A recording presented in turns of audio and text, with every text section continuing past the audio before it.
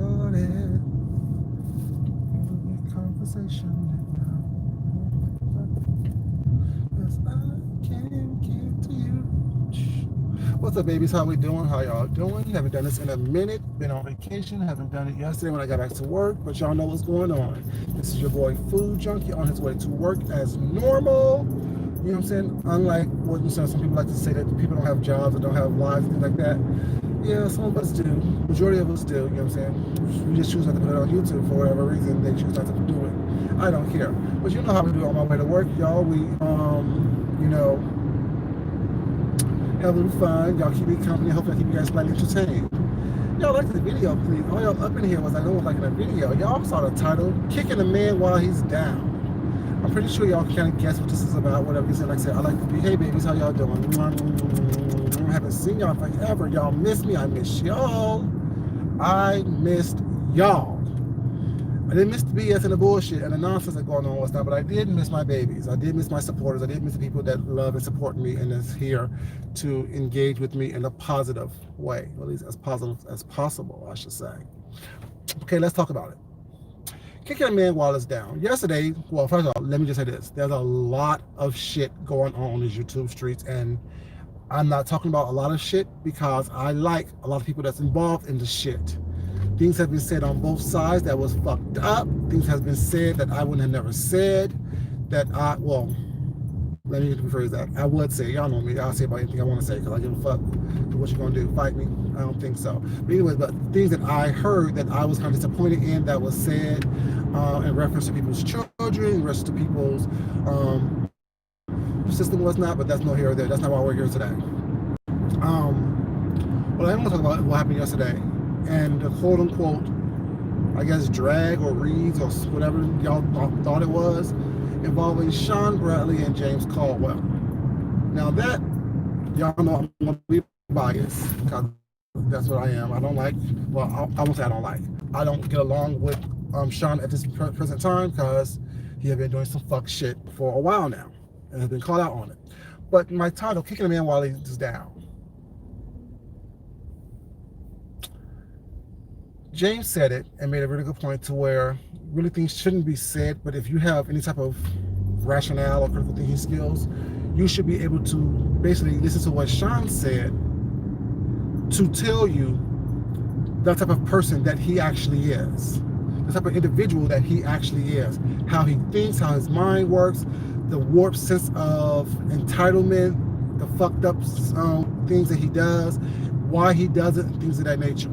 But just in case you did not understand it, I break it down for you as only I can do. Of course, using examples from my own situations with this individual. Sean Bradley, that is. But let's talk about a couple things, well, not, because it's all going to be relative towards the end, because you know how I like to tie things up with a nice little pretty bow. You're upset, Sean, because he questioned your scholarship situation last year. See, it's the hypocrisy for me drives me, well, to work, I should say. It's the hypocrisy. I thought this would be a yearly thing. Didn't members of Club Chat have children going to college for their first time? Also this year? Although a lot of people did homeschool things, they still got to buy books. They still could use some tuition assistance. So what happened to the fundraiser this year? It wasn't supposed to be a yearly situation that you said you was going to do with this whole scholarship situation, the whole scholarship fund thing. And yes, you said, Sean, oh, well, them over there, they didn't donate. I donated to that situation. I donated to that college scholarship fund.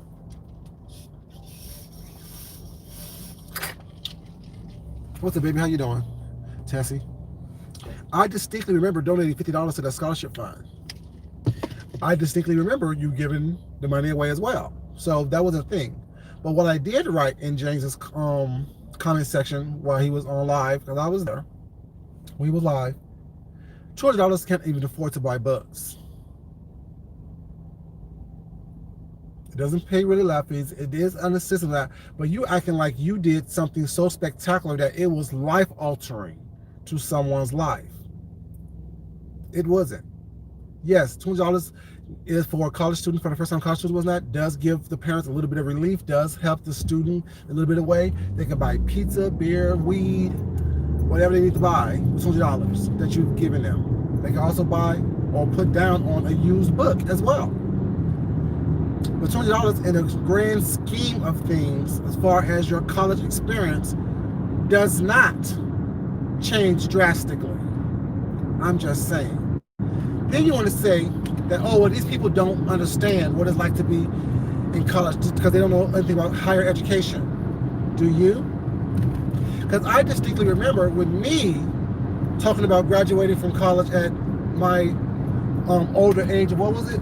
How old was I when I graduated from college? Finally, wherever it was, with a 3.97 GPA, you question why the hell would a grown man talk about his GPA? Because it's an accomplishment. That's why. Just like it's an accomplishment for a young person to go to college, or a person in general to go back to college. Isn't a viewer of you back in college for her master's degree? Did she say she got what, 3 A's or 2 A's and a B? That's an accomplishment. When someone makes an accomplishment in their life, regardless how menial you think it is, it's an accomplishment and it's something that's worthy of being bragged about. Not just because you are a first-time college student. You know, say, hey baby, how you doing? As a freshman in college. At any point in your life that you decide to go back to college and you do well at that, and you want to talk about it and brag about yourself and pat yourself on the back, you should be able to. So that's another thing that is hypocritical for you. Why is it that it's a problem when I discuss it going into Morehouse? And see, me graduating from Morehouse or not isn't the issue. Isn't the point. It's the point that I went and I was accepted. Like I said, anyone can be accepted into the University of Phoenix if you have $2,500 in grants, loans, or whatever the case may be, and a GED. Isn't your degree at the University of Phoenix? And nothing wrong with the University of Phoenix. I was going to get my master's from there, so I decided not to. I'm just saying. But yeah, you wanted to believe that, oh, well, these people are hating and jealous of XYZ. No. My question is, how long do the people that you have given this money to is going to have to hear about it? How long are they going to have to keep having that thrown up in their face that you gave them money for college? How long are they going to have to hear about it? People who do stuff on the goodness of their hearts don't have to hear about it ever again, or don't have to mention it ever again because they've done it from the goodness of their heart. You have a pattern of doing that, helping people out or giving someone something, quote unquote, from the goodness of your heart, but yet somehow they have to hear about it over and over and over and over again for years. Hey Lanika, baby, how you doing, sweetheart? Aren't we tired of hearing the story about how you bought Lanika a cheap-ass outfit for under $100, was not? From a discount store? Even down to the shoes, and you went down on your knees to help her put the shoes on her feet. Wasn't that supposed to be something that you done from the goodness of your heart? 4 years later, we're still hearing about it. I'm just saying. A view is a view. She told you guys that she was going through some hardships and some hard times. And then, what did y'all do? Y'all graciously donated to her to help her out, to help her get on her feet. Even made shirts saying, "A view's bottom bitch." But as soon as y'all got mad, as soon as she didn't do what you want her to do, you owe us $1,200. You owe us this money. We gave you XYZ. You owed us this. But it was supposed to be from the goodness of your hearts, right? James Caldwell, you asked him to do you a favor and be the lead, the female lead on your show. Sorry, not your show, your video. And of course you're going to have to pay for that. Of course you're going to have to pay for someone's time, energy, their per diem, their food, their housing, their lodging, their travel expenses. If you ask expenses, as if you're asking to do you a favor. How many times have we heard you mention that you done flew him all across the town, all across the world? You done flew him here, there, and the third, and pay for this and pay for that. That's just 3. See how I put my little pettiness into it. You asked me to do you a favor. Can you please go to New York in my place? Because I can't go because I'm going to be XYZ doing whatever. Then when I tell you don't talk to me any kind of way, watch your fucking tone and watch how you speak to me. All of a sudden, that favor that I done for you, you think it should cost me $580. Because that's what you said you was out for me doing a favor for you. Not recognizing, or understanding that you would be out of that money if I said no, regardless of who chose to do a favor for you. See, all this stuff you do from the goodness of your heart, and mind you, don't forget what you asked me after you made the proposition the first time. Oh, you see how good it is to be Sean Bradley's friend? No, I don't see it, because you haven't enhanced my life any way, shape, or form. I have enhanced yours several times over. I'm just saying. Starting off with the scholarship fund that I donated to you for. The fact that I paid to be part of your Patreon thing. You can never once say how you put money into my pocket, but I can tell you there's several different times and ways that I put money into your pocket, Sean Bradley. See, you like to say, well, those people can never say what I've done to them. On numerous of occasions, I told people, hey, baby, thank you so much. I appreciate that. I didn't see that cash app. Thank you, baby. I appreciate that. Thank you. How many times have I mentioned on here, you know what I'm saying, what you've done to me? From talking shit about my husband, trying to control my situation, by calling me the N-word when I asked you not to several times, by being rude, nasty, and vindictive when I asked you not to do that. I've told you what you've done to me. I've told you several times why we are in this place based on what you've done to me. But you've never, ever told me what I've done to you. Besides you being a nasty, vindictive, manipulative person. A narcissistic individual who think that you are entitled to whatever you think you want. I'm just saying. But let's get back to kicking a man while he's down. After you said, oh, Jamaican stuff. Sorry. No, that's my baby, because you know my man is Jamaican. I'm just saying, he's Jamaican. But yeah. Back to kicking a man while he's down. You thought that you read James. You thought that you said something special by calling him stupid and dumb because he should have listened to you and kicked his brother while he was down. Make that make sense. But then you want people to believe that you do stuff out of the goodness of your heart. You want people to believe that everything that you do doesn't have any blowback to it. When we all know, I just told you, 4 people that you've done something for, be it a favor, be it a gift, be it whatever, that we haven't heard the end of it yet. You're always mentioning it. You always mention it. You have your chat mention it. Going to drag somebody based on it. I'm just saying. But back to kicking him in while it's down.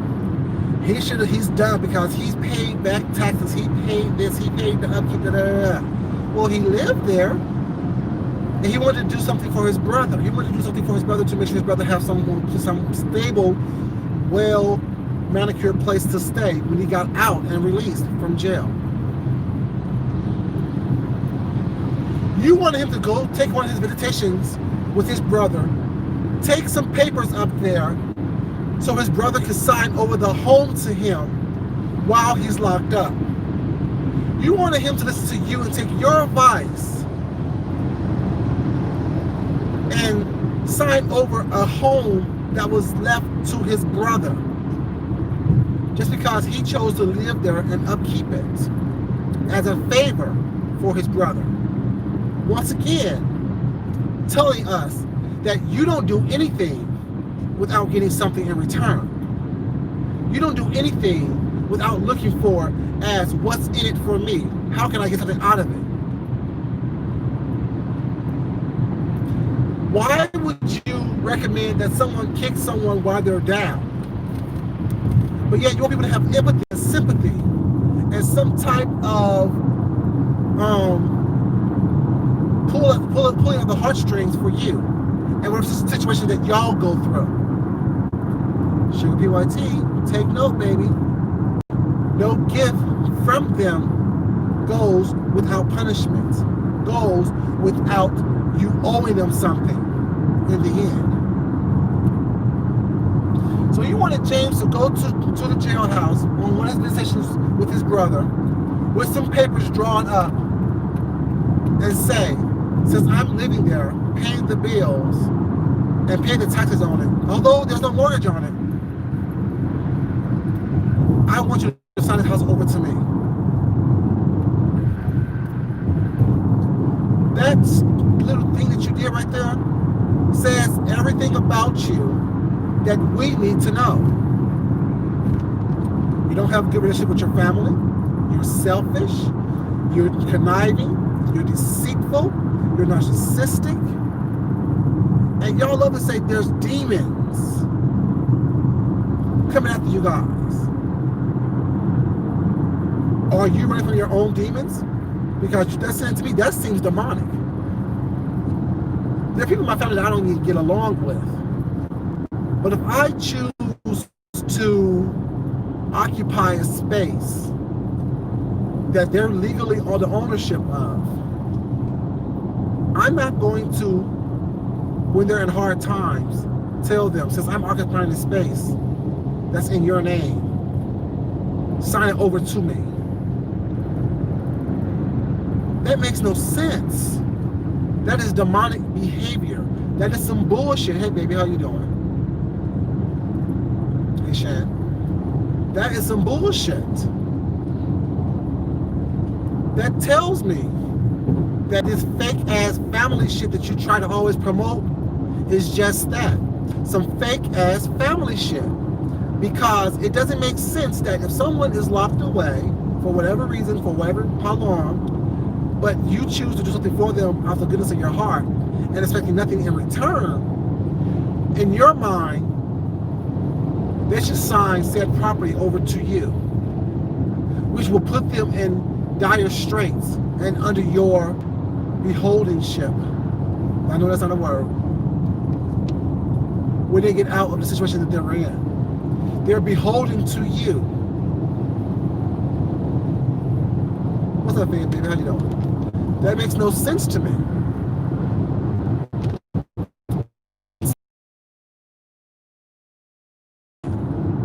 You thought that you was on up. And the reality is, you were just revealing how demonic and sinister your way of thinking and your way of looking at things are in this world. That's what you did. You didn't do anything or put yourself in any good light whatsoever by telling that story of how dumb, broke, and crazy James was for not listening to you and letting his brother live his best life when he comes out.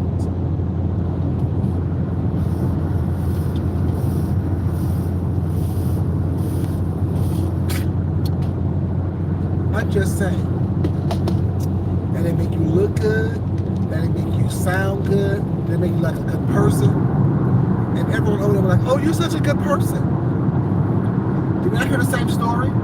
Did we not hear the same story of how stupid James was for not having his brother, forcing his brother to sign over that house into James's possession on the behest of Sean Bradley? I'm confused. That doesn't sound like a good person to me. That doesn't sound like someone who have the best interest of their fellow human being, family member, brother.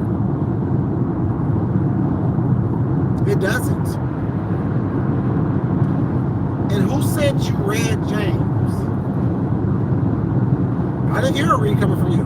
I heard you reading yourself and revealing your own idiosyncrasies. And then you want to say, oh, you're not going to, because he told you to tell the story of, you know what I'm saying, why Cynthia lives with you. And you're not going to do it because you own your own shit. And when you own your own shit, you don't have to explain anything to anybody. We caught the gist. At least I did. We caught the gist of why Cynthia lives with you, opposed to living with her brother, or her parents, or on her own. On her own. Once again,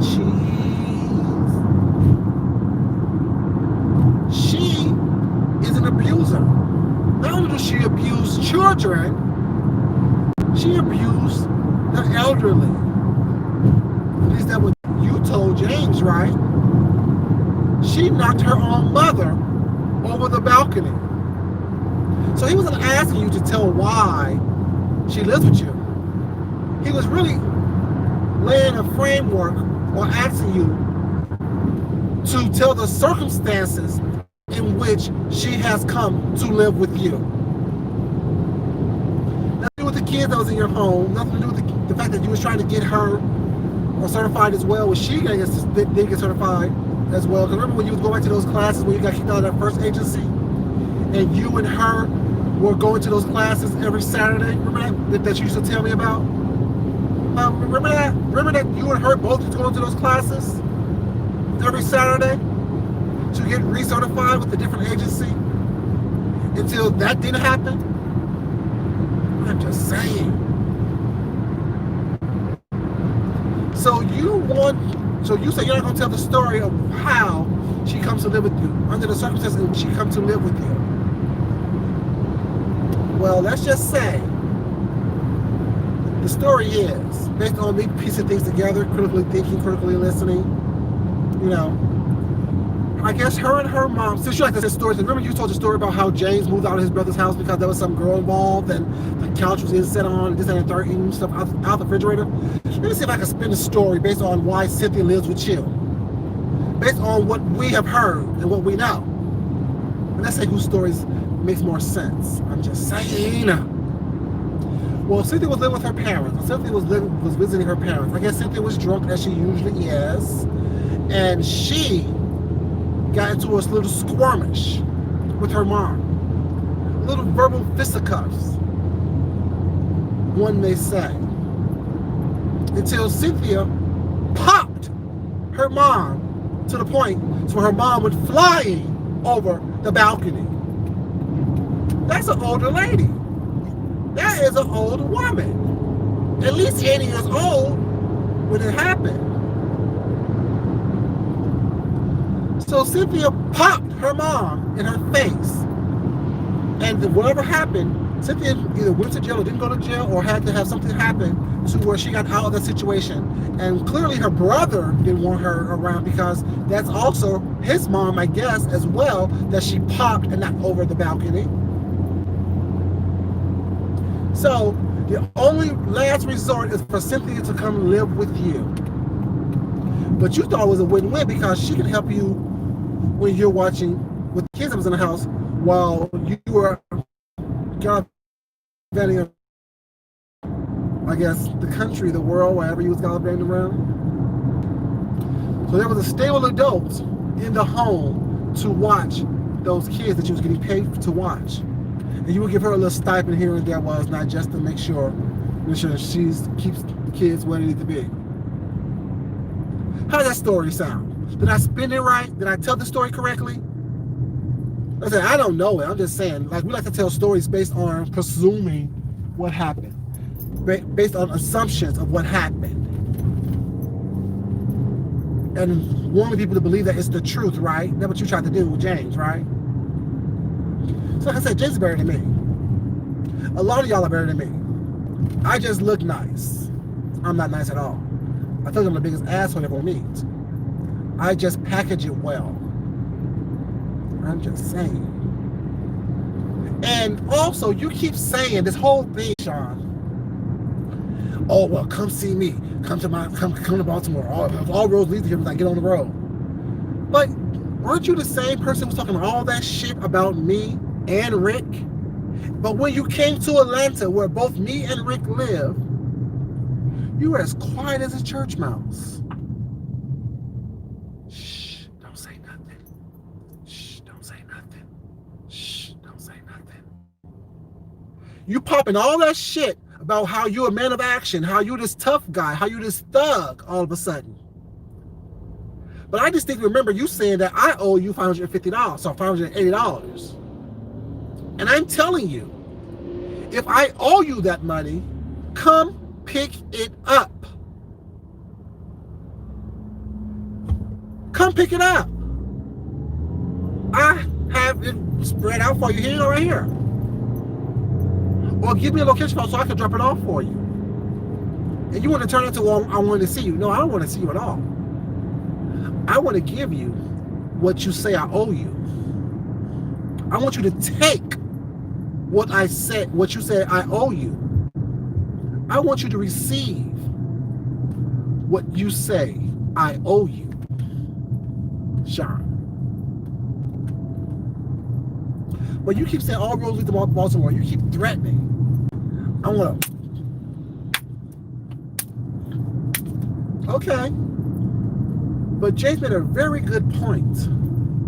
Not only do we know where you live, you know where all of us live as well. But yet, you haven't knocked on anyone's door. You haven't done or said anything to anyone that shows anyone that you are this tough guy that you want people to believe that you are this man of action, few words. When you see someone who says something about your child, it's going to be on sight. It's going to be on sight. You want someone who says something disparaging about your child, who says something crazy, and come to where you are, so you can, or boop, boop, boop, boop, boop. And we're supposed to believe that's who you are. We're supposed to believe that you are this man who is about action. Or didn't you run with your tail tucked between your legs from the dope man? Hey, on-site baby, how you doing, baby? Didn't you run from the dope man? Didn't you hide and move from the dope man? Why didn't you boop, boop, boop, boop, boop the dope man? Why didn't you the dope man? Why is it that your grown-ass son called you and say, don't come home right now because they're going to be looking for you. They're looking for you. Don't come home. But you now want us to believe that you're just men of action. We know that there's a fighter in your household, Cynthia, because she fought her mom. We know that she fought Pepe. So is she the man of action that's in your household? Is that why you want people to come to Baltimore to come visit you? So Cynthia can handle them for you? Because with all these grown men around you, all these grown gangsters and thugs and drug dealers and things like that, no one was there to protect you from the dope man that made you have to move. No one was there to help you, protect you, encourage you from the dope man in the household. I'm just saying. See, you're on here wanting people to believe that you are somebody that you're not. And the reality is, I've always seen you. I've told you that I've always seen you. I see you. You want me to tell people what I told you about how I saw you? I told you, you remember this, and tell me if I'm lying or not, as a scared little boy who needs protection at all times. That's why it took me so long to not correct bad behavior from you. Because I saw you as a child. I saw you as someone who never had anything, who never had love, never had encouragement, never had someone to protect you. That's why you have all these defenses up. That's why you have all these faces and these walls and these things like that up. Because you never had someone to truly protect you. You never truly had someone to help guide you or mold you or encourage you. And you know the story yesterday? By trying to tell us that James was stupid for not making his brother sign over the house to him, just basically solidified my thoughts about you. Because only someone who didn't have anyone to love, support, encourage them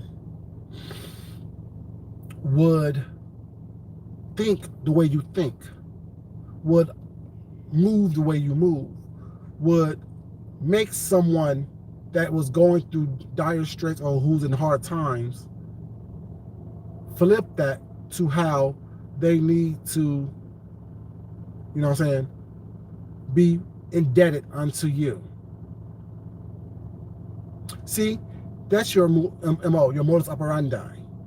You want people to be indebted into you. And when you realize that the people who will not bow down to you, shout out to D. Ramsey. Remember she said that back last year? We should bow down to you and be grateful to you. Nah, bitch, I don't bow down to nobody. When you realize that people won't bow down to you, that's when you start to construct and concoct this situation to where you try to make them look like the bad guy. While when you try to make them look like they are less than, or they're stupid, or they don't know what's going on, because they're not going to bow down to you and have you do what you want them to do. No, it doesn't make someone stupid or dumb or broke, because you don't know what people's financial situation is. What's up, Fifi, baby? How you doing, baby? Everyone else in y'all, how y'all doing? Y'all, welcome. It makes them smart, and it makes them an individual. It makes them someone who stands within their own truth, opposed to letting some weak ass, insecure ass, stupid ass person like yourself control their every lifestyle or their every move in their life. No one's going to sit up here and allow you to tell them what to do when your whole fucking life is in shambles. Your whole fucking spirituality is in shambles. Your whole fucking mental ability is in shambles. Everything about you is in shambles. I'm just saying. You know, why would someone listen to someone whose own life is fucked up? Whose own morality is fucked up? Why would someone listen and take advice from someone whose financial situation is fucked up? Moral situation is fucked up. Integrity is fucked up. I don't understand it. And then you get mad at them when they don't listen to you. Well, we're watching how you live your life. We're seeing how you live, how you move in your life. And that's not a place that I want to be. That's not a place where I think that you're doing something so great, so good, that it warrants me to aspire to be. Like I said, there's no one on here that have what I want, or that something that I can't acquire myself. Hey, Lady Key, baby, how you doing, sweetheart? I'm just saying. And everyone else here, y'all, welcome you guys. No one is, hey, BNGB, baby, is so far advanced than where I am that I'm not already there, or with a very minimal effort can reach. See, your whole mentality is, let me kick you while you're down. Let me try to reel you in when you're at your lowest point, so I can have something over you, to hold over you, to use against you when I decide to turn against you. See, you thought, well, D asked the question a while ago, who's zooming who? See, I don't zoom people. I just go on my path. And if you get zoomed in the process, You get zoomed in the process. It is what it is. It just is what it is. You thought you were zooming me. So that was your motive. That was your modus operandi. That was your MO, to zoom Food Junkie. Like your motive was to zoom other people on here. And when you realize that doesn't work. See, I don't need you to eat well. I eat well every day when I choose to. I eat how I want, when I want, where I want, and spend how much I want. And still not worry about the bill. I don't need you to travel, to go places that I want to go. Love New York. New York has been a big deal. New York has been something that I've always gone to. Just for lunch some days. Catch a flight there for lunch, come on back. Catch a flight there to go shopping, stay a day, come on back. That's not new and exciting for me. Go to Texas, buy fabric, and come back. Go to LA, go to Vegas, go to wherever I want to go. Mexico, Puerto Rico. I don't need to tell you every place I've been. It's none of your business. I'm not doing it to try to impress anyone. When I do it to live my life. I do it to be where I want to be, to do what I want to do. See? And my whole point is you think that it was smart advice to tell someone to try to take something from their brother when they were down. That says a lot about you, how you think, your mentality, how you move, who you are as a person. So while you want people to believe that you were upset because he mentioned the scholarship, yeah, and I was one of the people in the chat that said something about the $20 can buy a book. Yeah, that was me. Guilty. Food Junkie. It's me. Food Junkie. I did it. I sure did. But I also did donate to that little program that you did to help out the kids. I'm just saying. Like I said, you're talking about it like it was a life-changing, life-altering situation. While it was a good deed that we did, while it was a good thing that we did, it wasn't life-changing. I'm just saying. So stop trying to kick people while they're down and be a person of integrity. I'm just saying. Y'all, I'm at work. I just want to come to you guys really quick. Thank you guys so much for being here. As always, I love you guys, but it's not important that I love you guys. It's more important that you love someone else. Sorry, you love yourself, love someone else, respect yourself, and definitely respect someone else. If you ever liked the video already, please like it on the way out or on the replay. I definitely would appreciate it. And you guys, remember, please don't kick someone while they're down. Offer them a hand to lift them up, and let's not throw it back in their face time and time and time and time and time and time again. Until next time, y'all, this is your boy Food Junkie. I wish you guys luck and be safe on these YouTube streets. I'll talk to y'all later. Until next time, peace, y'all.